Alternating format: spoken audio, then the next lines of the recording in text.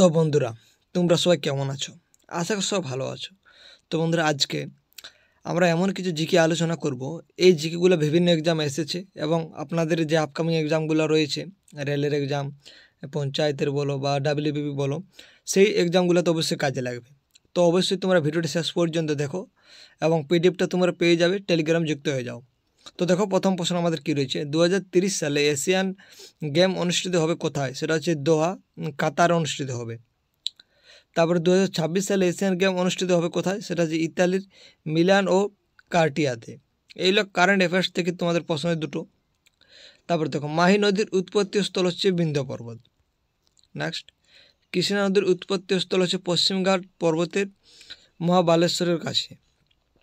তারপরে দেখো, রণথম্বর এবং সরিস্কা জাতীয় উদ্যান কোথায় রয়েছে? এটা রাজস্থানে রয়েছে। তারপরে দেখো, মুদুমালাই ও ইন্দিরা গান্ধী জাতীয় উদ্যান, এটা তামিলনাড়ুতে রয়েছে। হাজারিবাগ, এটা খুবই ইম্পর্টেন্ট প্রশ্ন। এবং পালমো জাতীয় উদ্যান, এটা ঝাড়খণ্ডে রয়েছে। কাকড়াপাড় পারমাণবিক বিদ্যুৎ কেন্দ্র অবস্থান রয়েছে গুজরাটে। কালপক্কম পারমাণবিক বিদ্যুৎ কেন্দ্র, এটাও কিন্তু তামিলনাড়ুতে রয়েছে। ইদ্দুক্কি জলবিদ্যুৎ কেন্দ্রের অবস্থান কেরলে রয়েছে। তারপরে দেখো, কিছু আমরা প্রিভিয়াস ইয়ার কোয়েশ্চেন, অর্থাৎ এই কোয়েশ্চেনগুলো পিএসসি যে মেন এক্সাম সেখানের এসেছিলো, তো সেগুলো কিছু আলোচনা করছি। দেখো, রোহিঙ্গা উপজাতি মায়ানমারে কোন প্রদেশের আদি বাসিন্দা? সেটা হচ্ছে রাখিন। গোটিপুয়া ভারতের কোন প্রদেশের নৃত্য? সেটা হচ্ছে উড়িষ্যা। নিম্নোক্ত কোন জলাশয়টি সমুদ্রের সঙ্গে যুক্ত নয়? সেটা হচ্ছে আরল সাগর। দস্তই মার্গো বা মৃত্যু মরুভূমি কোন দেশের অংশ? এটা হচ্ছে আফগানিস্তান। নিম্নোক্ত কোনটি হিমালয়ের অংশ নয়? সেটা হচ্ছে সহদ্বীপ। গোদাবরী ও কৃষ্ণের বদ্বীপের মধ্যে অবস্থিত হ্রদের নাম হচ্ছে কল্লেরু হ্রদ। সেন্সাস 2011 এর পশ্চিমবঙ্গে লিটারেসি রেটটা কত? সেটা 77%। মানে বলতেছি লেখাপড়ার দিক থেকে। সোমাশিলা বাঁধ ভারতের কোন রাজ্যে অবস্থিত? সেটা হচ্ছে অন্ধ্রপ্রদেশ। ভারতের কোটি রাজ্যের সীমানা পশ্চিমবঙ্গে স্পর্শ করেছে? অর্থাৎ ভারতের কোটি রাজ্যের সীমানা পশ্চিমবঙ্গে স্পর্শ করেছে, সেটা হচ্ছে 5টি।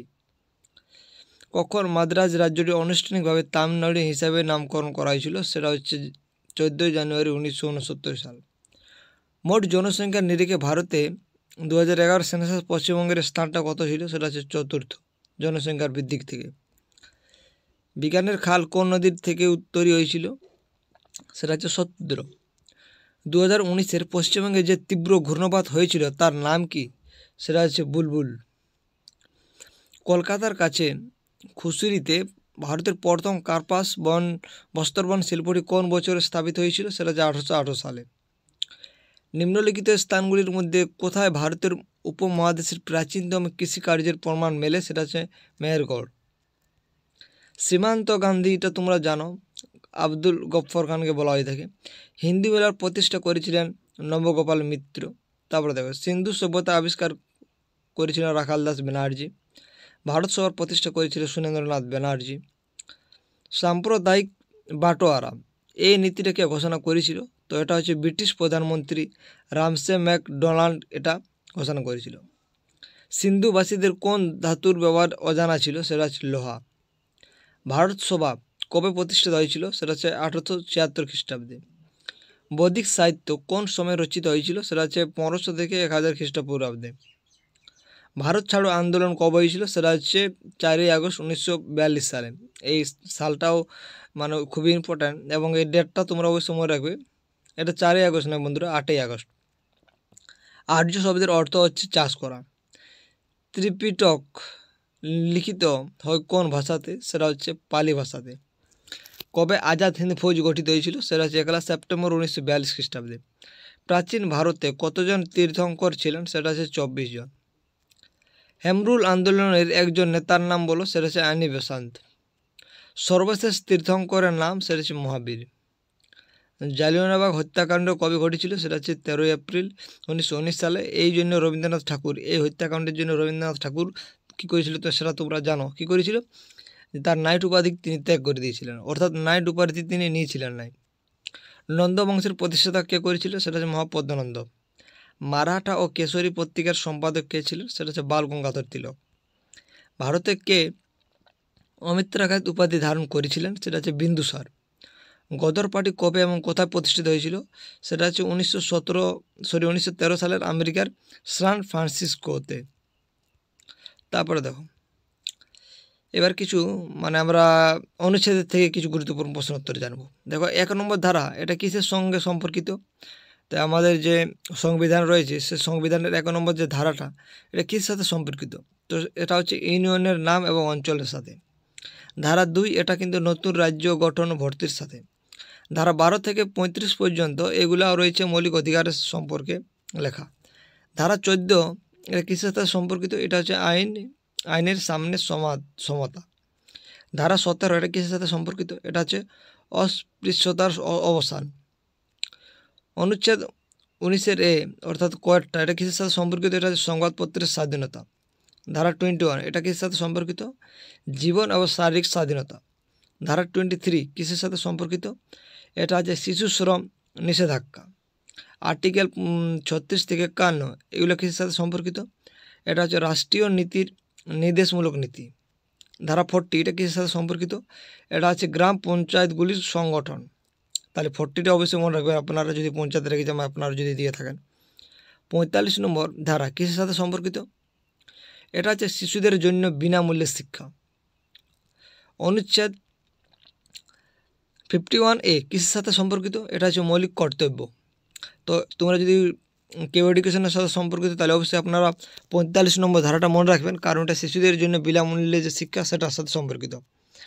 আর্টিকেল 51 কিসের সাথে সম্পর্কিত? এটা হচ্ছে ভারতের রাষ্ট্রপতির সাথে। 54 এটা কিসের সাথে যুক্ত? এটা হচ্ছে রাষ্ট্রপতি নির্বাচনের সাথে। 61 এটা কিসের সাথে সম্পর্কিত? এটা হচ্ছে রাষ্ট্রপতির অভিশংসন।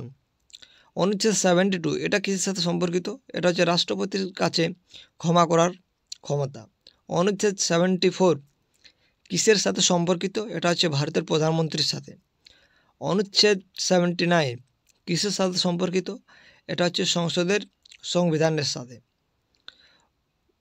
তারপরে দেখো 80, 81 ধারা কিসের সাথে সম্পর্কিত? এটা হচ্ছে রাজ্য ও লোকসভার গঠনের সাথে। 85 এটা লোকসভা ভেঙে দেওয়ার সাথে।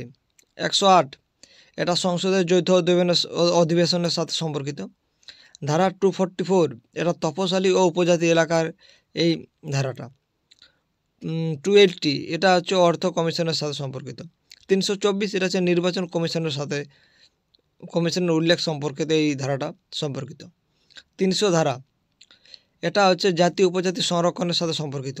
343 ধারা এটা হচ্ছে ইউনিয়নের অফিসিয়াল ভাষার সাথে সম্পর্কিত।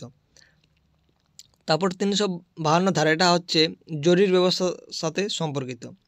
360 নম্বর যে ধারাটা, এটা কিসের সাথে সম্পর্কিত? তো এটা হচ্ছে আর্থিক সংকটের বিধানের সাথে সম্পর্কিত। তারপরে 368 ধারা এটা কিসের সাথে সম্পর্কিত?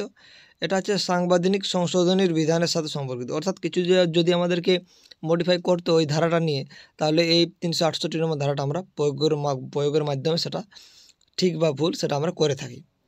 তো আজকে এখানেই শেষ করছি। তোমাদের ভিডিওটা কেমন লাগলো অবশ্যই কমেন্ট করে জানাতে পারো, এবং এরকম ভিডিও পাওয়ার জন্য অবশ্যই আমাদের চ্যানেলটির সঙ্গে থাকবে, এবং পিডিএফগুলো আপনারা অবশ্যই সমস্ত কিছু ফ্রি অফ কস্টে পেয়ে যাবেন। তো বন্ধুরা, ভিডিওটা শেষ পর্যন্ত দেখার জন্য আপনাদেরকে অসংখ্য ধন্যবাদ।